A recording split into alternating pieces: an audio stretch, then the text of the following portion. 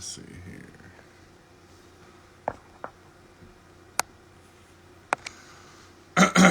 What is going on, y'all? How we doing today? Welcome to Making the Case for Your Lawyer Dreams. As our room fills up, I'm excited, y'all. I'm excited. Of course, I'm holding it down over here. Over here in St. Louis. It's not the place where I want to be. It's the place where God has me. But nevertheless, let us know where it is, where you're viewing our session from. I am so excited about our guest that we have coming on today to get you guys right and ready. What's going on, my girl, Sana Bell? Hey, you guys out there, if you're studying for the LSAT, make sure you go to the link in the bio. Sana Bell started an amazing support group, accountability group for the LSAT. Make sure you guys pull up. It's like 134 people strong. Nothing but people sharing love and spreading knowledge. I love it. What's going on? We see Rashida. What's good? Let us know where it is that you're viewing our session from. We got Iowa in the house. Yeah, we out there in Iowa too. What's up? We got ATL in the building. I want you guys to... One of the things I want you guys to do this session is make sure you bring your questions. One of the things I hate doing is just talking to a phone. I want you guys to utilize this as an opportunity to get information to help you guys on your journey. The reapplication tour ends today, all right? We are blessed to be able to have somebody come from behind the scenes.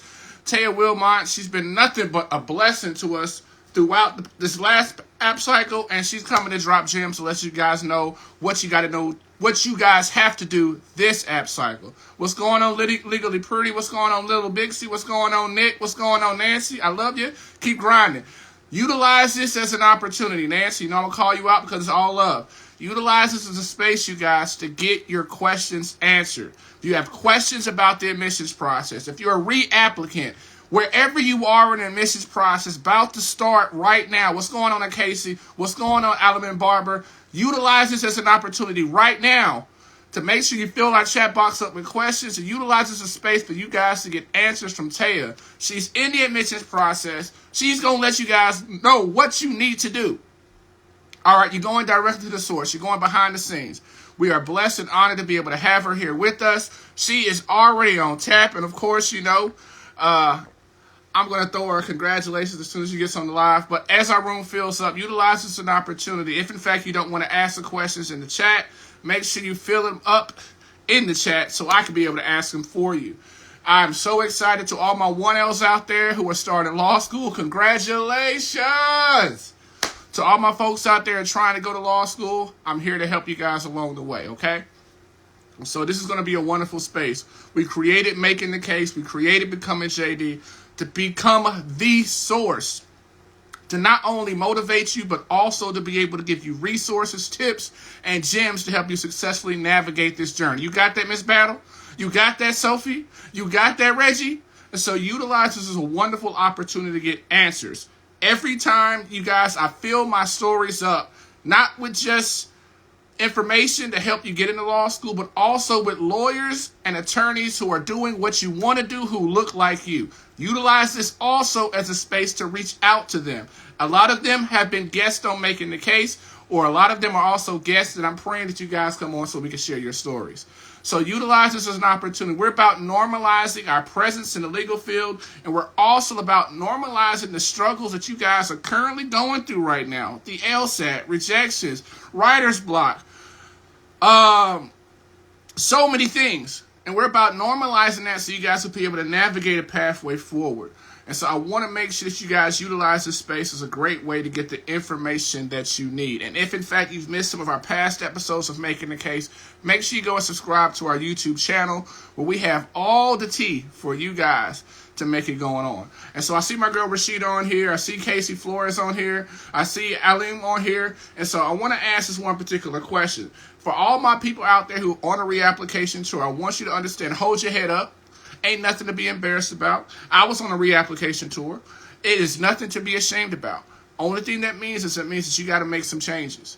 One of the things that becomes very easy for you to be able to blue is just easily just go ahead and blame the LSAT. Don't just blame the LSAT. Also look to see what are some other things you can do to grow and evolve your application. Let me go check on Taya. Right now, also, there's a lot of 1L orientations going on right now. And so I'm sending nothing but prayers and positive vibes to you guys out there. But like I was saying, if you are on a reapplication, Hi. let's just to the source. What's going on, sis? How we doing today, fam? I'm good. How are you? Oh, I propped this up to send your video earlier, and now it's all right. Hi. All right, well, first things first, sis. I gotta say congratulations. Because the last time we chatted, you had not you were studying for the bar. I was. And what happened? What's the new news? What's the good? Go ahead, And put it out there, sis. I passed, so I am past the New York State bar. And I'm a retaker, so I took it in July and I took it again, and I passed. And So I just wanted to come over here and give you some love, sis. Like, you. you guys, literally, Taya passed the bar and just act like nothing happened. Said, anyway, what's some of the other questions? I was like, hold up. Sis passed one of the toughest bars in the country and just move forward. But I just want to give you your flowers. I want to tell you thank you. I want to congratulate you. And of course, we see people throwing congrats in the chats. Because, sis, you're doing it the right way. And not only are you doing it the right way, you're opening up so many pathways for so many other people. And I just want to tell you thank you so much out there for everything that you do, sis. Thank you. Of course, this is the best part of the job. And the thing is, y'all don't understand how lucky we are. Because, Taya kind of busy right now. 1L's kind of making their moves over at Western New England. My boy Mike's out there. And I asked her, I was like, Taya, can you come on to the show today? I'm crossing my fingers praying. And she's like, I got you. And so I want to thank you for that as well. So, sis, now we got a new cycle. We hit the reset button. It's like, whoo. So I want to know, so we got so many people either applying for the first time or we got our reapplicants. And I think first things first, I kind of want you to give some words of wisdom to our reapplicants. Because a lot of people just think, oh, well, it's just the LSAT and I'll just keep everything else the same. The LSAT is a big part, and I'm not going to lie. The LSAT or testing, whichever test that is, for whether that's GRE, the JD Next assessments, whatever test that is, testing is a big part. Not only is it a big part in getting in, but it's a big part in getting money, and we all want to get money, so that means it's a big part. But the LSAT is not it, especially as a free applicant. It does show what we would consider growth in the admissions process, like, okay, they studied. And for some people, it really is just the LSAT. Your application is perfect and it really is just the LSAT. But for some people, the LSAT wasn't it. Like, it was that you applied too late. It was your letters of recommendation were lackluster or really didn't speak to you. It was your writing. You had character and fitness issues that you didn't explain. It was just you were a little too informal in your personal statements. I've seen really informal applications, and they're talking to me like I'm talking to you, right? And real casual. It was a lot of other things. It was your grades, your GPA, your unexplained transcripts, unexplained withdrawals in classes, and so all of those things can also be a problem. And yes, an LSAT score, for some students, all they have is an LSAT score and they have all the bad stuff and they may still get in with that LSAT score. But if you already know that the LSAT score isn't giving what it needs to give, you need to make sure that the rest of your application, you need to make sure that everything else is as spectacular as you can make it. And because some schools may overlook, and depending on when you apply, it may be a little easier for schools to overlook a bad LSAT or put you in a small group of people with lower LSATs that they accept if the rest of your application is sparkling. So did y'all just catch all that? So it may not just be your LSAT, right? And it becomes important. I think one of the things that I really want to touch on is it's like you talked about letters of recommendation, because a lot of times I tell people your letters of recommendations are like your expert witnesses kind of making the case for why you should kind of get accepted. when you got what does a good letter of recommendation look like? Because I think people a lot of times get held up on the titles. Well, he's a district attorney, he's this, but what does a good letter of recommendation look like, and what does it say?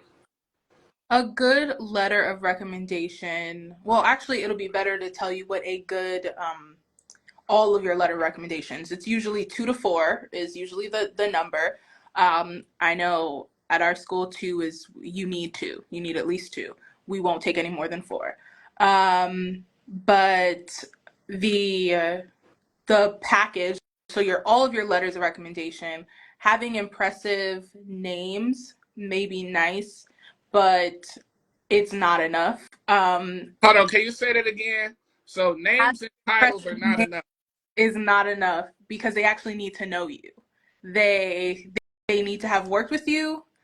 They if your aunt is a judge and you have her write that this is my nephew, which I have read letters of recommendation. I've even gotten personal emails um, that someone's aunt was a dentist and they had their dentist aunt talk about how nice of a boy he is. Those things are not impressive. They actually work against you. Um, Oh, wow. because, or at least to me, I'll say to me, some schools may be swayed by big names if the name has like an attachment to the school, maybe that's where a bigger name may hold a little bit more weight. But if you never worked with them, they don't really know you outside of the fact that they knew you when you were in diapers and they're your neighbor, or they know your parents. If they can't speak to how you are professionally, which is a professional school, if they can't speak to how you are academically, which this is a school, so we need the academics. If they can't speak to your service, maybe your career service, which schools do want to know that like you have certain skills that will be transferable into the legal profession. You being a really nice babysitter to somebody's kids can only stretch so far. They can't start talking about why you're going to be like the best lawyer ever and it's just because they're like a doctor. Like you really have to be strategic when it comes who to pick. Um, is it better to submit the max amount of LORs? Um, for me, I She's think like, that's more work for me. So no, let me. no, no. I'll be honest. If you have someone giving a 1 or 2 academic LORs or 1 or 2 professional LORs, ooh, I don't know what that Oh, was, so we're just gonna turn whenever it you back. put up your thumb, it does that. I don't know why. Oh no, you went your volume. Okay, Okay.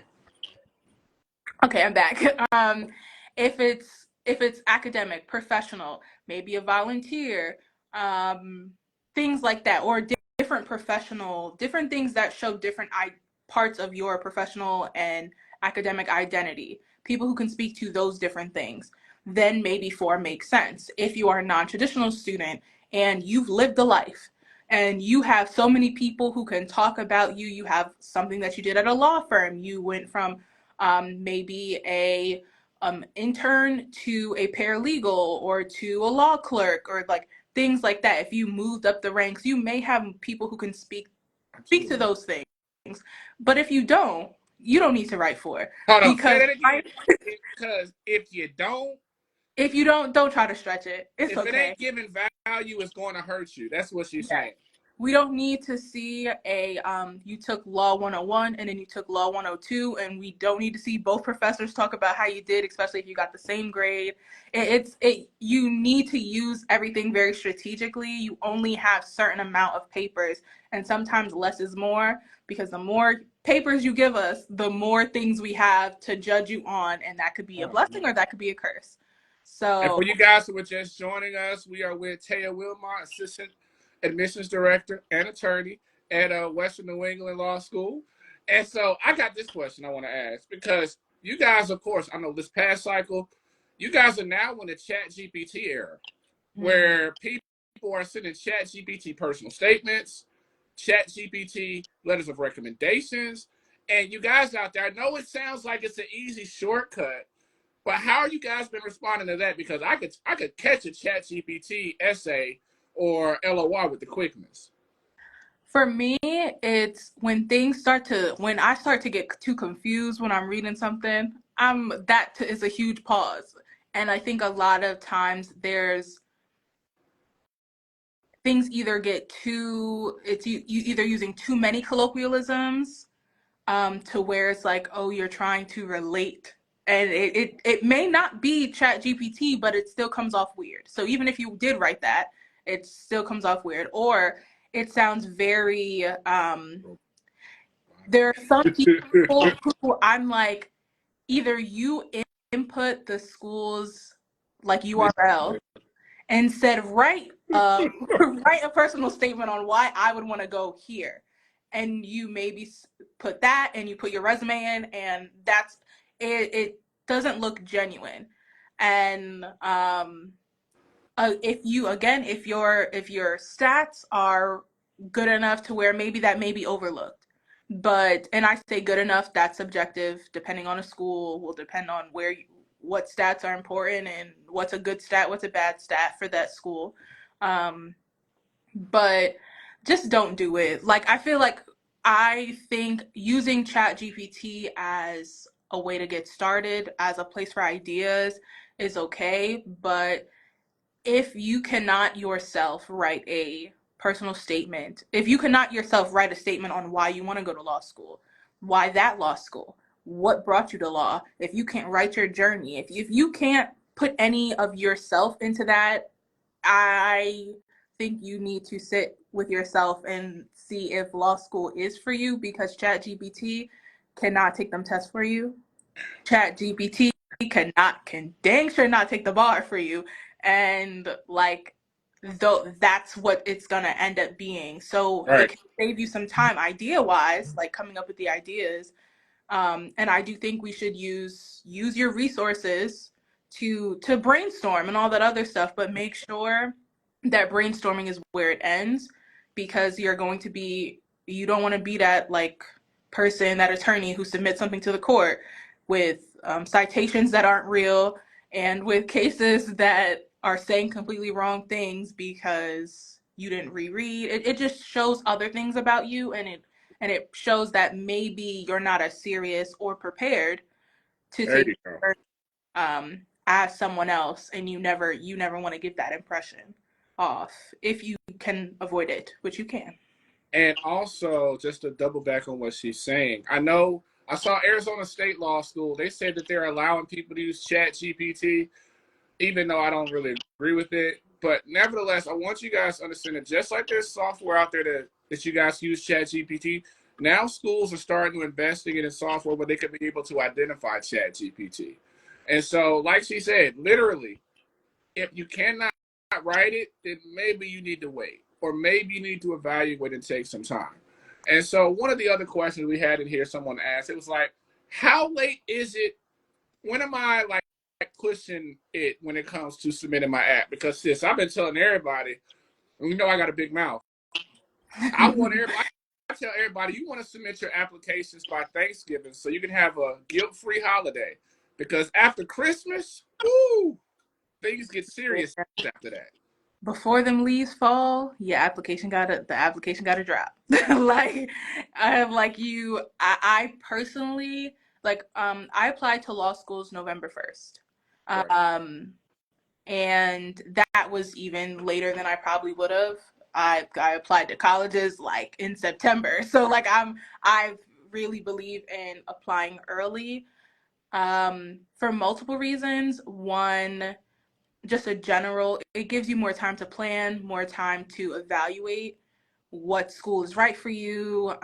If you are going to move across country, it gives you time to find an apartment, for you to do all the life things, and really think about your finances and all of that stuff. But on the more serious note,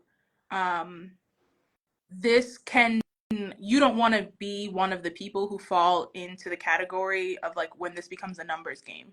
Yes. It does become a numbers game at some point. And I have reached that some point. I know I had given this advice the first time I spoke to you, but this is my first full like cycle. Yeah. This is class that's an orientation is the first class I admitted. So I know what that math point looks like when we're pulling up spreadsheets and we're looking at, okay, how many people can we accept? And I mean, that's going on throughout the year. Like there's schools have exact numbers of people with exact under a certain amount, under a certain LSAT or GPA or something that they can accept.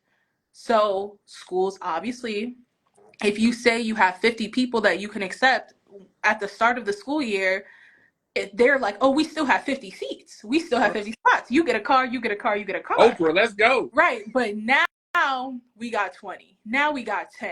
Now we got 5. Now we're looking at, okay, how much is this? How much is that? We calculate in, and spreadsheets are being opened, and it could be a really good year. It could be a really bad year for the law school. You don't know what directions that the upper people are giving to where, okay, maybe we're going to keep on admitting people, maybe we're not. Like, you don't want to be in that place where now we're trying to decide, is it better for us to admit these people, or is it better for us to not, because now we're focused on like the strength of the class.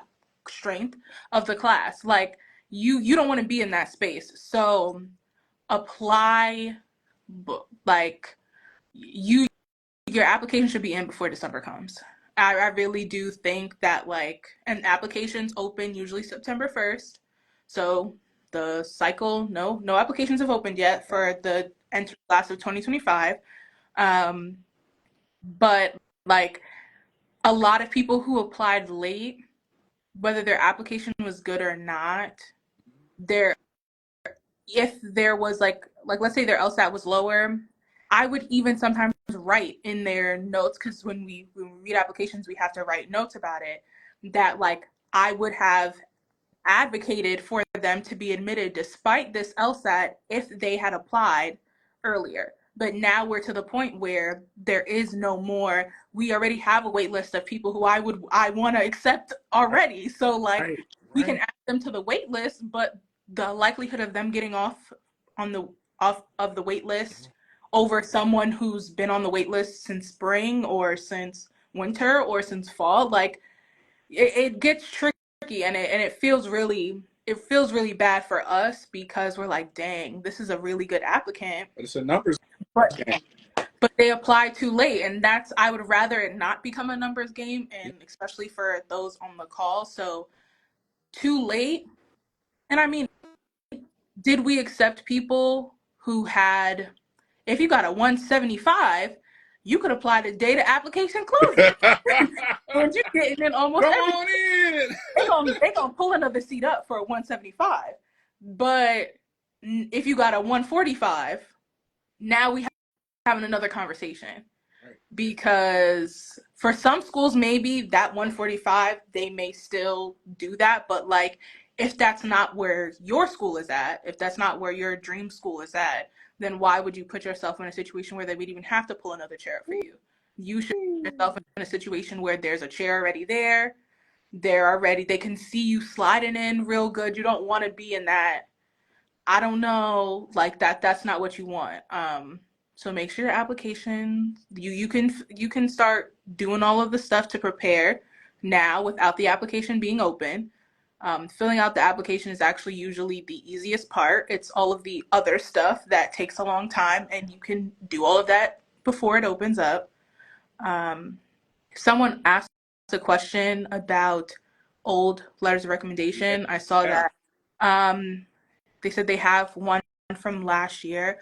I would say it would be no.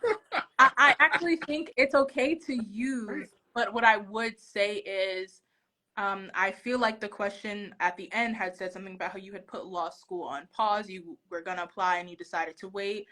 Put that somewhere else in your application, because we do take note if the letters of recommendation are old. And that begs the question, why no one within this year has anything good to say about you. So if it's just a thing of, we're like, I already prepared, because you could have been dishonest and had them change the date, or you manually change the date. Like, you could have been dishonest and you didn't go that route.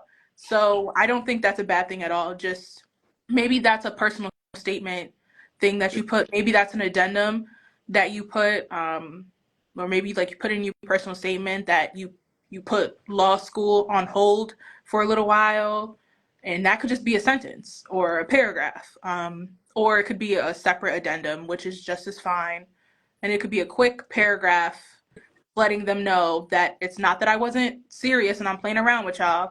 It's just that this is how things happen, and I prioritized applying when I applied. But if the rest of your application is fine, they're not going to deny you because of an old letter of recommendation. Like, And just to add some more sauce to that, it's just like one of the phrases I always tell them, Tay, as I said, law schools only know what you share with them. mm-hmm. So we know what happens. They say when you assume, you allowing people to create their own narrative of what happened, and you're no longer now in control of curating your own masterpiece, which is what I call your applications. But also to add on, Taya, I'll say it. Maybe if you're reapplying and maybe that letter of recommendation wasn't good, and maybe especially because now I guess we're in this territory where you may not even know what was in the letter. And so you're submitting the same letter that you have no clue what was said, and it may be hurting your law school application chances. What do you think about that? Am I off with that or no? If in that, if you are reapplying to the school, is different on whether you didn't. If you didn't apply, then that's one thing. But if you applied and you're applying again, then I would not use the same letters of recommendation because they look at it. I'm telling you, we have multiple monitors. We will pull up last year's application. We will pull up this year's application. We'll look at your personal statement. Did it change? Did you just reorder a little things? Did you add a little greeting? And then at the beginning, we will look at your addendums, we will compare and contrast both of them because unless your problem was literally just your LSAT, and even then, even if it was just your LSAT, I would add a little, I would change it up a little because you're not the same person. And if all you do is change your LSAT, what you're kind of saying is like you're boiling yourself down to just the score. If all you do is change your LSAT and think you're the same person that you were a year ago, you're not. So something happened in your life. Talk about that. Change something up. Be a little different. Because you're more than the score. So why only change your score about your application and think like everything else is fine? We look at both of them. And I have seen people give the exact same letters of recommendation, the exact same everything, and their score went up 3 points. And I still am like, I mean, I didn't deny them last year, but I'll do it this year. Like, because like you didn't do anything else. Like it seems lazy. It seems lazy, and like you had a whole year, and all you did was you changed 3 points and no writing, no nothing. Like you didn't improve throughout the whole year. You didn't talk to anybody. Nobody can speak on you. Like it's not the best way to do it. So I would prefer that not all of your letters of recommendation don't have to be fresh. Like if you're not in school anymore, we don't expect you to go and find a new professor for it to talk about your academics. But you're still at work. So ask your person, whoever it is, to write a new one about you. They don't have to change that much, but I'm sure you did something at work that was impressive. Tell them to write about that. Like, I'm sure you volunteered at something. Your pastor could write about something. Like, I'm sure someone, if you're in the military, I'm sure you did something that one of your superiors can write to. Like, you got something going on. Don't discount yourself like you're the same person last year. You're not. And I think the beautiful, and for you guys who just joined it, I'm gonna make it simple and sweet. What she's saying is, listen, fam, it's given lazy, and you may not be like it's given lazy if you submit the same stuff that you submitted last year. Law schools have both of your stuff. They are comparing it and saying, all right, checklist. All right, we understand the professor because, hey, but all the other things need to be changed Because one of the things that happens, I tell people, I said, when we get rejected, or like, for example, when you had to retake the bar, right? We had to make some changes. We had to reset and be like, damn, okay, I learned the lesson. These are the things I learned about myself on how to be better, how to be more strategic. These are the areas where I grew. And the growth just can't happen in the test, is what Taya's saying. The growth got to happen everywhere, fam, because we got to be able to see that your pivot game is strong because, hey, we know how law school is, Taya. If your pivot game ain't strong and you stiff, they going to get their seat to somebody else. Yeah. And you also don't want to make it seem like, oh, you only got a higher LSAT because of chance also. Yeah. Like, oh, you just filled out different bubbles, or like you guessed and that's why your score went up a bit because nothing else changed about you. So it must have been your score, because the way it looks is like you didn't study again, you didn't do this. But like, talk about what changed in you, what happened, and why we should not look at any of your prior LSATs and look at this new one. Be like, that wasn't me. But like, you have to tell us that, because then it looks like a fluke, or it can look like a fluke. You want us to assume that this means you're a whole new person. You could just tell us. Just tell us that. I love it. Just tell us. That was so simple. And so some of the other questions I got to tell you is, of course, now we're entering into a new era now with the LSAT, right? So there's no more games. And now, of course, you got the JD Next, you got the GRE. When it comes to an evaluation process, with now these new frontiers, these new tests, literally, how are you guys approaching that whole process when it comes to evaluating applicants?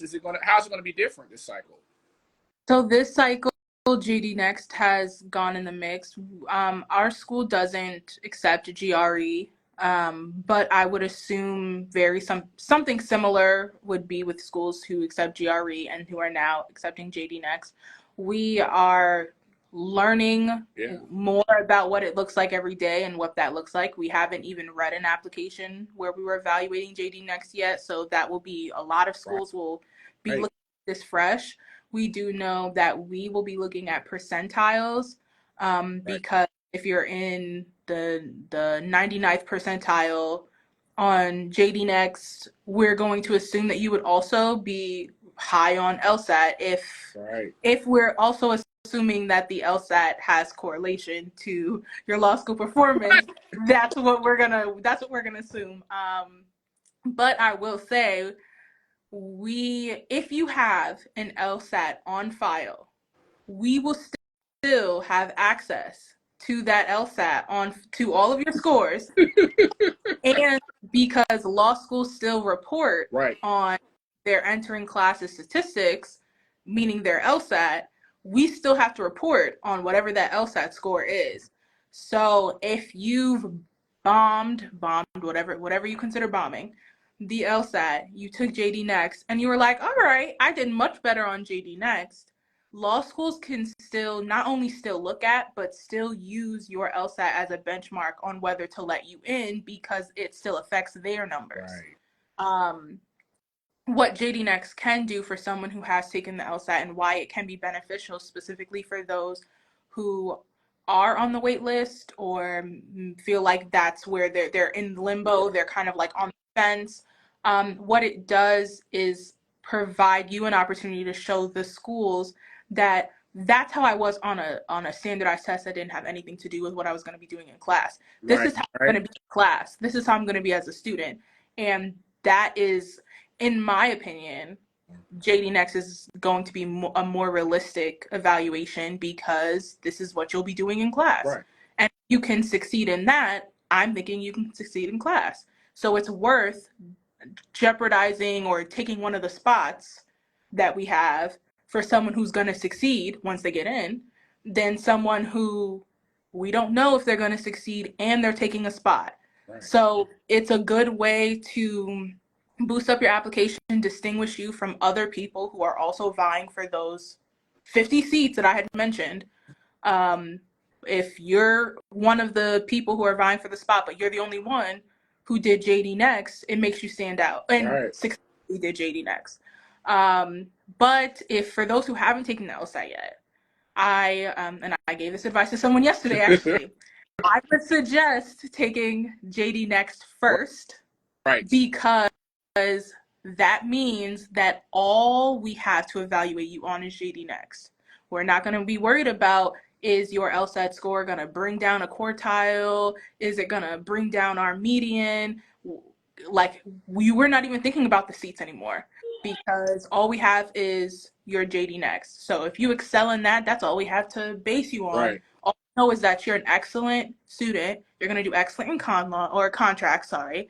And that's all we know. So for those who have not taken it yet, taken the LSAT yet, consider taking JD Next first. Yes, that may prolong your journey and you have to be okay with that. And so I'm not watching where you put your money or what you do with anything, but I do think it's an investment worth making. We spend money on, I think it's, I think it's like 200 something dollars if I'm correct, Yeah. Yeah. for JD Next. And yes, it is money, and we all know that finance is just another barrier put to getting to where you want to go. But I think it can be a Yeah. worthwhile one, and you can Absolutely. spend that, or you can spend thousands of dollars on a LSAT tutor, or an LSAT coach, um, and keep on spending that money, and you're not getting anywhere. I So mean, actually, Ted, when you break it down math wise, right? You take the JD Next, and I think they intentionally, of course, I'm not endorsing, I'm not an affiliate, but just doing the math, right? The JD Next is $250, and they offer scholarships. You don't have to take a prep course for it. Boom. The 8 weeks is the course. Then you take the test. LSAT's what, $277 oh, right it went now? up. It may go up to 282, I think. Jesus. And then you may have to take a prep course. That's $1,500. Woo! If you have not taken the LSAT yet, the JD Next could be a 8 week investment. And it's also an investment in your law school because you're learning Oh, the law that you will be tested on. And think about how further ahead that puts you when the rest of your class has never heard about what consideration is in a that's contract, good. but you have. And so things aren't foreign to you. It helps. And I think for students who maybe don't have the resources and the connection to the legal field that others do, it can be also a way to level the playing field. Again, as you said, did not take JD Next. I only we had a workshop on it like last week, 2 weeks ago, so that's why I know what I know about it, but I don't know a lot. I don't know enough to really endorse it, but from what it sounds like to me is math wise and numbers wise, it could be something to highly consider. Yeah, it's definitely a game changer, you guys. I think we're going to be having a guest come on next week, Taya. She scored within like the 95th percentile. But unfortunately, she took the LSAT first. But nevertheless, for you guys to get some of your questions answered about that test.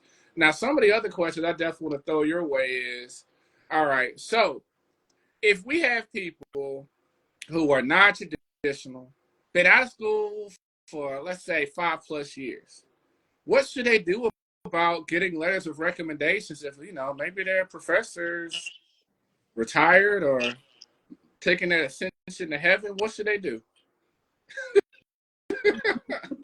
I said um, ascension to heaven, my bad. Go ahead. if that is the case and there is no one else at the school that can speak to you academically, meaning your academic advisor or any professor, like if that is the case, or even if you let's say you weren't involved on, like, if there's no one else that can speak to who you are at the school, times changed, Yeah, whatever, yeah. it's not mandatory that you get an academic letter of recommendation.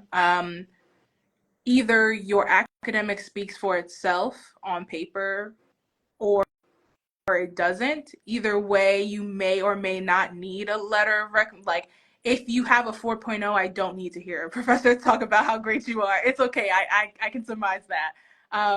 So if you did great in school, then I wouldn't even sweat it. If you didn't, then finding the one professor that can speak good, like highly to you, isn't going to make or break your application. That's not going to be what it is. Your GPA may be, but it's not that. And you can always explain that in an addendum, which you should. Um, and you narrate your own academic journey, and you talk about yourself. We don't need a professor to do it. That's not necessary. So if you cannot get an academic letter of recommendation, that is perfectly okay. It's not going to make or break. The type of letter of recommendation you're going to get is not going to be the golden egg for you getting in. It's more about what's in there, the substance That's true. of the letter of recommendation, and not who wrote it and what category it's in. Like those things aren't going to be it. So if you've been out of school for a while and you have people who can speak to your professional identity, then okay, that works. We'll use your transcript and we'll use your GPA addenda or whatever else you provide us about your grades. We'll use that to consider how you are going to be as a student. Would you recommend for for students who may have been out of school for a long time to contact the law schools to kind of give them the heads up, like, because you guys are very stickler about instructions. Like, come on, we gave you guys instructions on what to do. They can't even follow instructions. I mean, yes, it's always best if you have true questions that can't be Googled. Okay.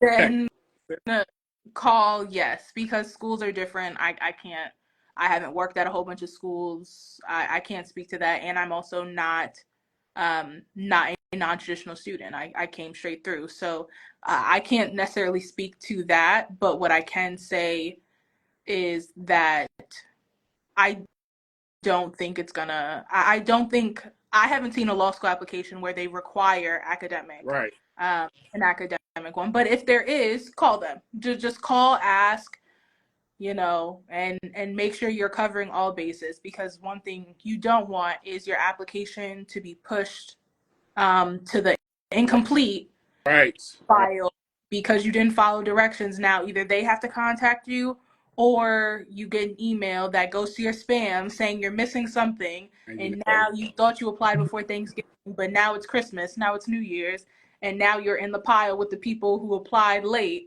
So just, if you can't Google it, I emphasize that. If you can't, then if it's not on the school's website, then please call. Or if you're having trouble interpreting what that means in your situation, then call, please. But most schools aren't going to give you personal application advice for your specific. I'm not going to pre-read a personal statement to make sure it's okay, but like I can answer general questions, and so schools will answer generally. So Alana Carbon had a good question, and I want to kind of expand on it. She wanted to know, like, when it comes to you, let's say you do other programs outside of this, your undergrad, how do we go about, do we have to send those transcripts in? Like, I think for her, she was talking about paralegal. And maybe think about people who are doing master's programs or things like that.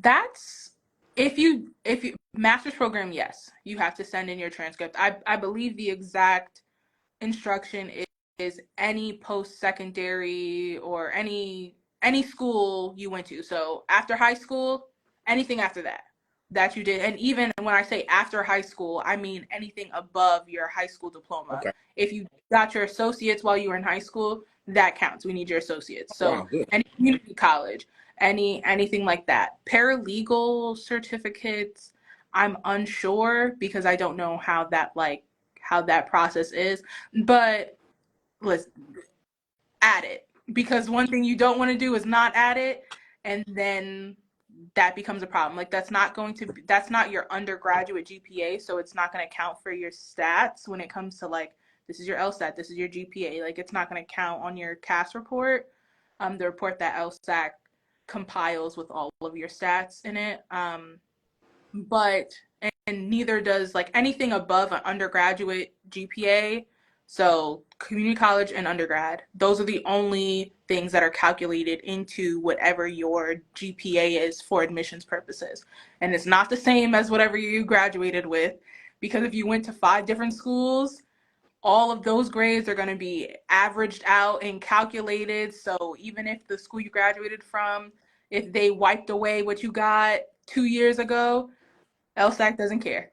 They gonna add it together, and it could increase or it could decrease depending on your situation. But I would say I would I would rather someone put it there than not put it there, and their application gets held because they don't have all of their transcripts.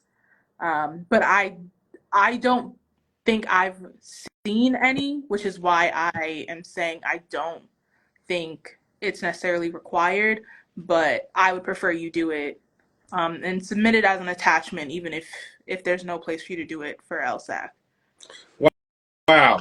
I got some other questions. And that's also actually a pretty cool question to think about. Great question, by the way, you guys. Keep the questions coming.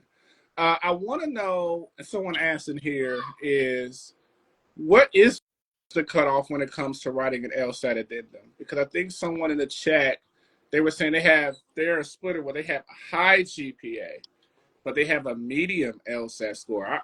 I was just like, I always thought about the LSAT addendum. If you wrote one, it was if the situation was pretty extreme. But I'll give you the floor to drop the gem, sis. I don't know what you consider medium.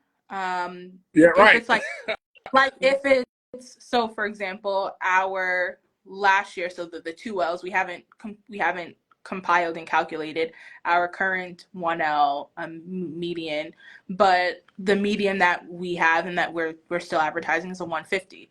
If it's a 150 and that's what you're counting as medium, okay. If it's a 148 and that's what you're counting as medium, okay. If it's a 145 and that's like, so like I don't know what you're counting as medium, and that will kind of change my answer. But I would say is like you can always say generally what an LSAT addendum is going to say is these are the circumstances that were going on in my life while I was studying or while I was not studying, and this doesn't reflect my potential as a student. And I'm sure most people think unless you got a 180, you're going to say that this doesn't reflect my thing as a Right. student. I'm a 180 type of student. So it's okay to say it. We're not like, if anything, I'll just be like, oh, this person didn't even need this. Like, Right. because if you were going to get in without it, then you're definitely going to get in with it, as long as you don't do any crazy stuff. Don't be like, I was getting arrested for murder, so that's why I couldn't study for the LSAT. But as long as it's just like a regular, if you were going to get in without it, you're going to get in with it. So feel free to do it if you feel like it's needed.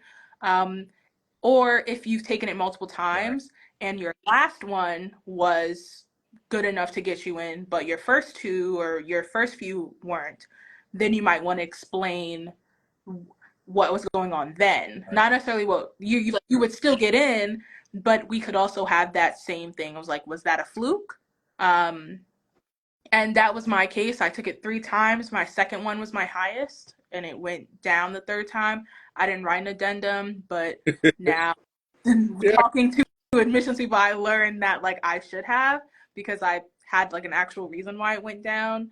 And again, I got in without it, but like I think it would have helped. And even my boss said that, oh, we probably looked at it and just assumed that you were sick or something. And I was sick when I took it, but like, what if that assumption would have not gotten me in? Like, what if my highest score wasn't enough to get me in, and now we have these assumptions, and I could have just said what it was. So, because it wasn't just that I was sick, so it was other stuff, and I could have explained the other stuff. So, again, don't let them control the narrative. You control it yourself.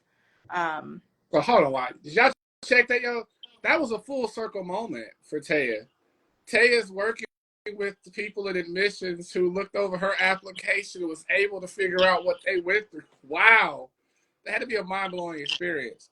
So again, what she's saying, you guys, is understand law schools, again, only know what you share with them. If there's something that happened, share it so they don't, and give it so you're able to again control the narrative. I know, sis, I don't want to keep you too long because, sis, I know you had a long day. No, And I can answer whatever question. If there's more, I can oh answer. shoot, I got some more for you. Okay, so I know one of the questions I want to ask is just like when it comes to issues. So I know we all sometimes may have imperfect past, and I know I had a question in the chat. Someone said it to me. It's like, what should we do in situations if, let's say, we had uh, an imperfect past and we had and the case is sealed, so you can't see it. How do you guys view those things? Should they just share, or is it okay for them just to, hey, I mean, it's sealed. I mean, you can't see what is going on.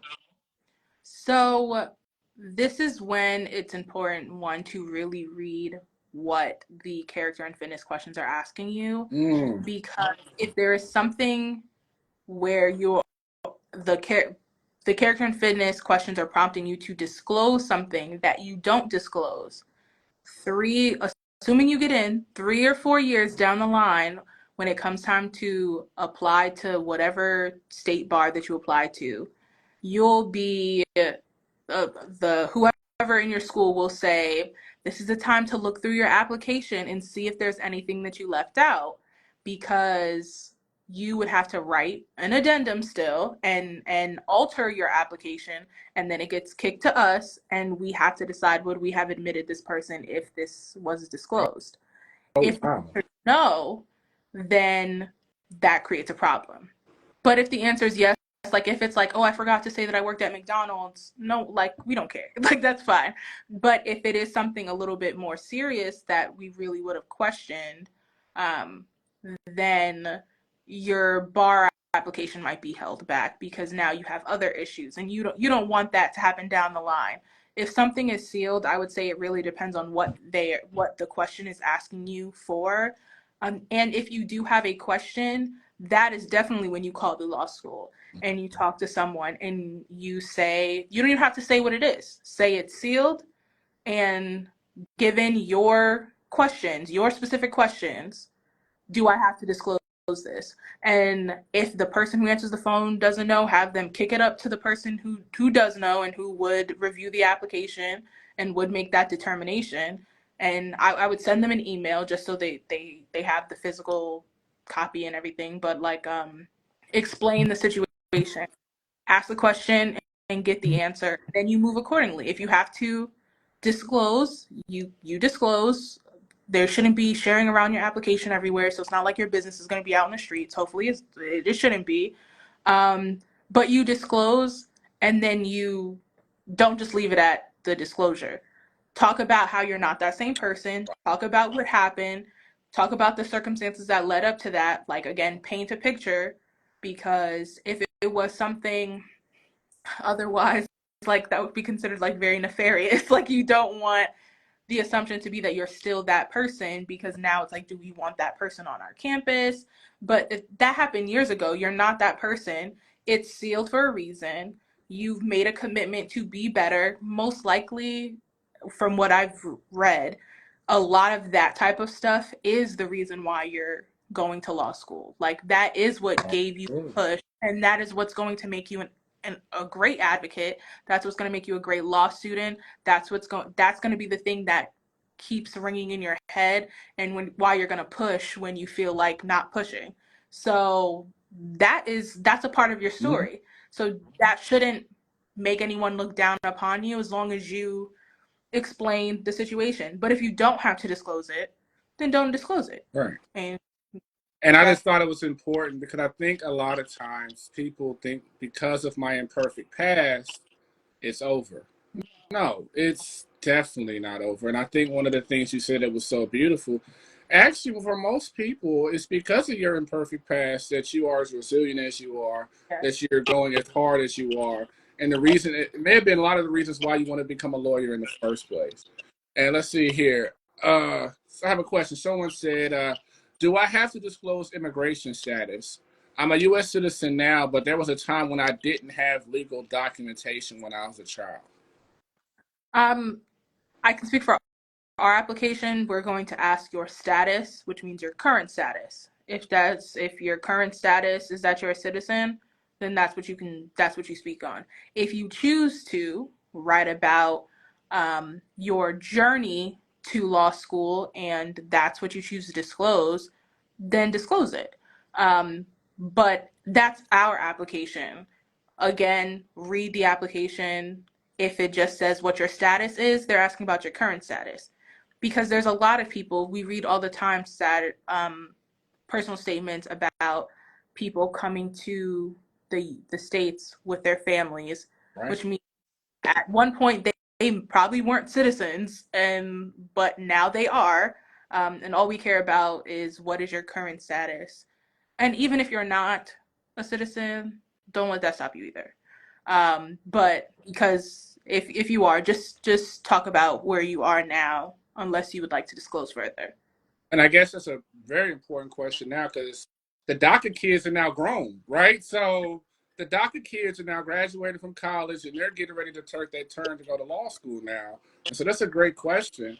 And I know another question I want to I want to be able to ask is I saw a news report that says the American Bar Association are making considerations to remove race and ethnicity from I think their applications. And I wanted to know, I guess, because this is going to be the second year, official second year with affirmative action no longer being in place. Now that you guys have had a chance to kind of get your system, what are some of the things that, how's the application process going to be different in regards to how you guys evaluate things or even how your application is set up completely now that we're going into our second year with no affirmative action in place? So, as of right now, the race and ethnicity questions are still being asked in the application, but it's shown that it will be suppressed from the readers. Right. The reason why it's being asked in the application is because when we report it after all of this, so like the class that's here, I'm using them as an example, the class that's an orientation this week, we did not, they answered the question and disclosed their race and ethnicity. We didn't see the answer to those questions in the application, but now that they're here, the ABA wants a breakdown on who's here. So instead of going around and having them in line and be like, okay, you're Black, you're like, instead of doing that, they now pull up that data that was suppressed, and that's how they'll figure out the calculation of who's here and who's not. With that being said, I would say that we still had an inkling of who people were depending on what they said in their application. Right. If you spoke about your parents being Haitian immigrants, well, I can kind of surmise who you are, or at least what your race is, what your background is. But there are people who don't put anything about their racial or ethnic identity in their application, which is perfectly fine if you choose not to. I would suggest if you want that to be considered as far as a part of your journey, which can happen, we can consider it as far as what values, what have you learned, and what do you have to offer based off of things maybe that you would have experienced due to your race, ethnicity. But we can't say, like, you can't just put I'm a Black woman as the first sentence and don't talk about it anymore, and we're supposed to assume that you're eloquent, that you're resilient, that you're all of these things, or that you've been oppressed. They're not gonna see that sentence and supposed to think like, wow, this girl really persevered, because that makes another assumption.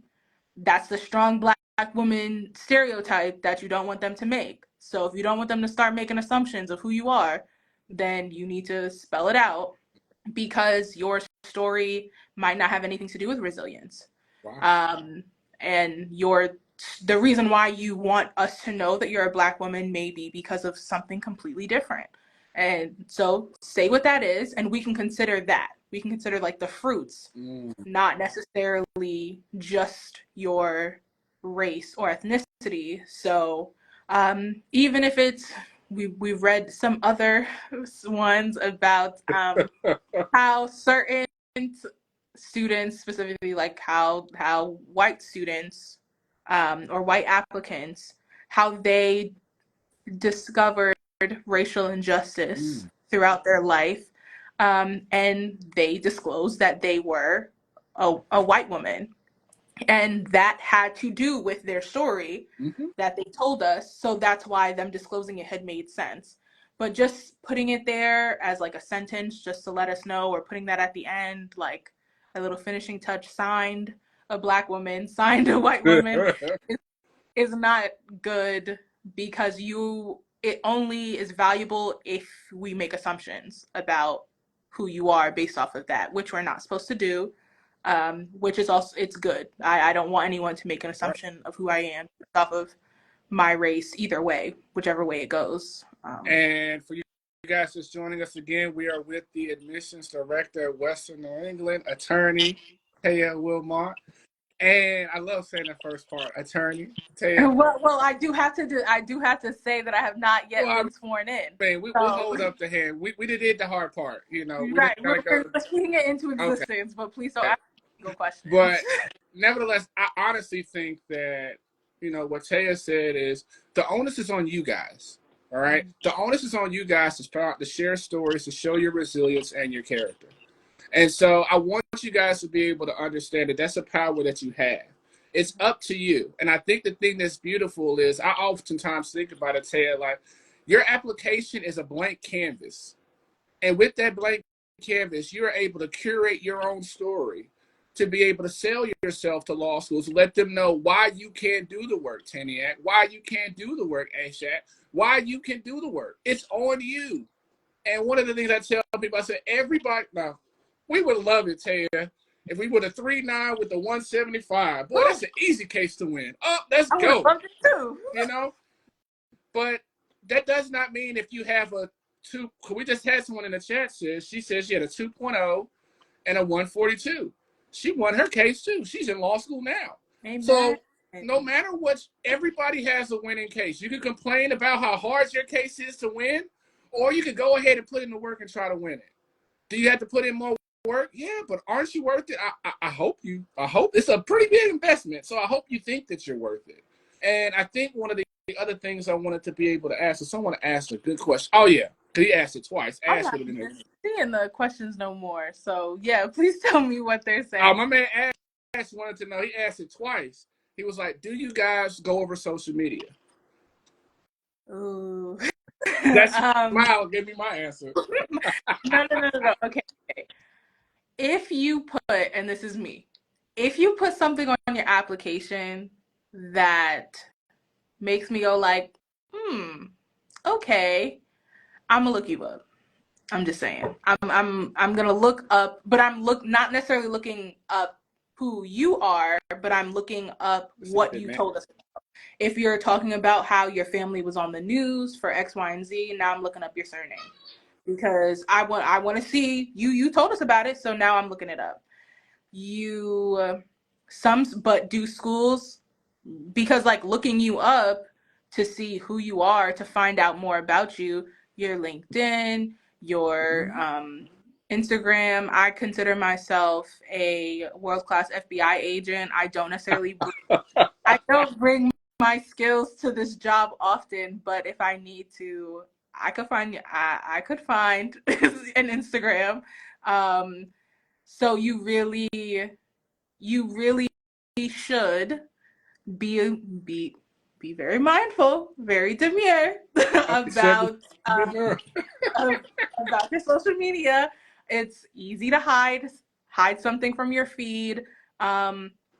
We have had a case where character and fitness was called into question. We did look the person up, and their social media just made it shut the case for them. They did not get in. Because I was like, oh no, I would not want to sit next to this person in con law. Like I don't want to I wouldn't want to do it because this person doesn't know how to act. It shows that they're sporadic. It shows like they're sitting over here arguing with people on Facebook, like all of that. It had just gotten to be too much. So yes, we do, but not often in this office. But I people do look at them, especially if you're following the school social media page and your page is Sure. public and it pops up and now they're looking and next thing they know they see you Fill um in the blank. doing the sexy red on your social media and like and that's not necessarily a reason for a school to deny you. I want to be clear. um just because you're showing your personality on your social media is not a reason. However, your personality may not be conducive to your goal, so you may want to just clean it up in general, because also you think about your representation of that school. You want to put your graduation pictures up and show what school you went to, and you're going to go out into the community and or whatever community, and you're wearing that their name on your back. Yep. So you have to just think about in general your professional identity outside of it being admitted, and make sure you're representing yourself how you want to represent yourself, and how you want others to see you. And I'll just say it not as political, not I will not be politically correct with what I'm saying, but I'm gonna say it anyway. Listen, fam, like you are a brand. All right. Yes, it's legal to smoke weed. Yes, it's legal to drink, but people don't need to see that. Understand this. You are a brand, and people are already making an assumption about you before you even step foot on any campus.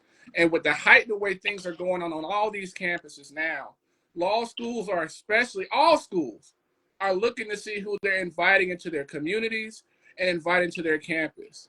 And I, for one, believe that you are always want to put yourself in a position to put your best foot forward. And what you're presenting in your application, you wanted to be able to align and what it matches with whatever people find in your social media. Does that mean not have fun? No, you can drink, you can have a good time. But you want to make sure that you're also putting out an image that the law school is not going to be ashamed or embarrassed to be with.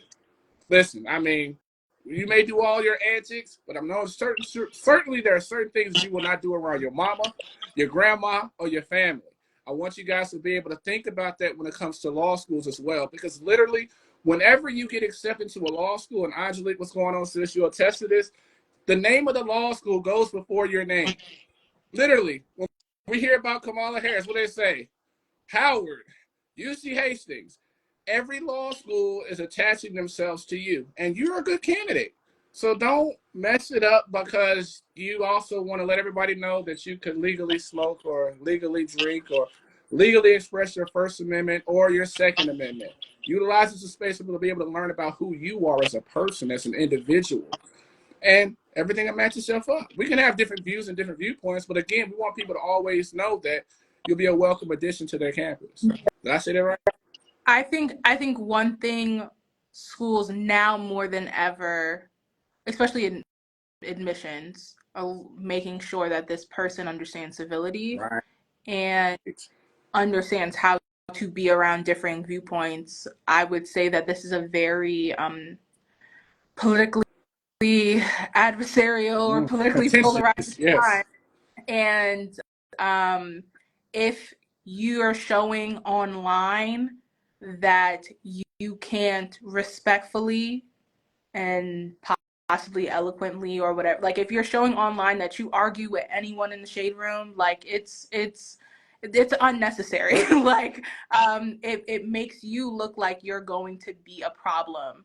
And then also I want to make sure I say getting in is one thing, and the I've seen some people social media who are in law school or who have been in law school, so I know that maybe schools don't check social media as You're right. much as they could, but everyone who you meet in law school, your classmates are your colleagues. Everyone that you meet when you start doing these clubs and organizations, when you start working with regions or national organizations, they become your colleagues. They are either your references, your recommendations, or those are the people that we're like, don't go to. So if you already are displaying that professionalism, if you're already displaying that, if you're already displaying things that make someone question your professionalism, or that you understand time and place, you understand attire, you understand all of those things, I'm less likely to, as a colleague of yours, I'm less likely to recommend you, and that's affecting your coin. So you have to think about, what do you want your brand to be? If you want to be the Megan Thee Stallion lawyer, and I don't even want to use Megan Thee Stallion as a, I don't want to use Megan Thee Stallion as a case, but if you want to be, if that's what you want to show and that's your brand, go ahead, sis. Who am I? Like, you do you. But like, you really have to think about, how are you packaging yourself and what do you want people to remember you as, because that's important. This is a professional school. These 3-4 years are a blimp on the rest of your career. And you're starting your career when you go to admitted students days, open houses. That's the start of your career. So if that's how you want to package yourself, then go ahead and do that. But no, especially for us people of color, there are things that our counterparts can do and display that we cannot. And it's unfortunate to say that, and it's not respectability politics or anything, but I want y'all to know that y'all see certain people smoking things that aren't legal on their social media. That's them. You gotta make sure that you're always packaging yourself in a way that you would be proud of. And if you're proud of it, go ahead. But people aren't looking at you and giving you the same automatic grace that they're giving your white counterparts. So you have to just make sure you're put certain things on your close friends. It's all right. We don't all need to see it. I Um, love something, that. some things you save on the camera roll. Some things that's it. We don't need to see every picture you take at every location. Yeah, I'm gonna leave it at that. I mean, I don't know how more 100 we can get. I mean, I think it was awesome, and I hope you guys were able to understand and have a good idea of how to get off on this journey starting now. Understand, I want to put some highlights. Sis said, first off, we're not about to give off lazy by recycling LORs and recycling other parts of our application if we're reapplying. Other thing I felt that was top, you said, hey, listen, when them leaves fall, them applications drop. So you want to try to be going for December at the latest, apps open in September. And what are some of the other top points you want to make sure that they get, sis? Oh, sorry. I'm writing I'm putting my email. I wish it was I wish our chats were voice activated so it could write it by itself. That'd be great. Maybe there's some things it doesn't need to record though that we say. So, um, I would say, because I think the last you started off with asking me about words of wisdom or words Yeah, of yeah. advice, and going into this fresh cycle, this is a fresh cycle, new year, new There you you, go.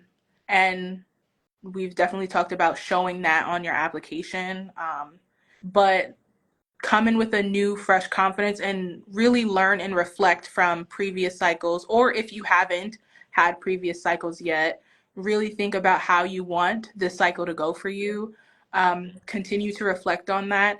If previous cycles were unsuccessful, please reach out to the schools, because schools, I believe, should do like deny counseling, and talk to you about, okay, and that's when they can get personal.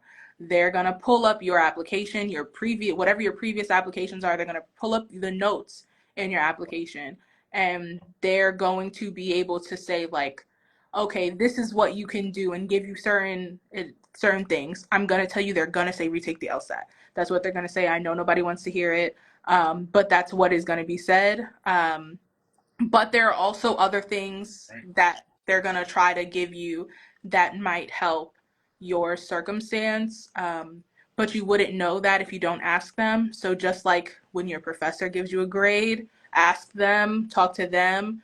I would say talk to the schools, and really go to the open houses, go to the events, show that you are really interested in the school because all of those interactions are logged. Don't be a little stuck. Don't turn crazy now. Don't like be someone that's calling every day, because that can go a little, that can go left, that can show negative attributes, but show that you're interested and that a previous denial isn't going to stop you from your future success, because there will be other no's. Getting in is the easy part. So I know it's going to be a lot, and that's easier said than done. That is the easy part when you've been trying and trying and trying, but it truly is.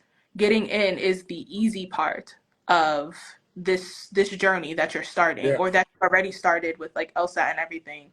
So if you let this stop you from going forward, then you might as well just go ahead and do something else, because it's going to get more challenging. There's going to be more no's, more doors shut, but you have to keep on going. And if this is something that you are meant to do, then I love how you always say, like, all you need is one yes. If it's something you're meant to do, the right door will open at the right time. You just have to keep on going and utilize all your resources and do your best, and he'll do the rest for you. So you got this.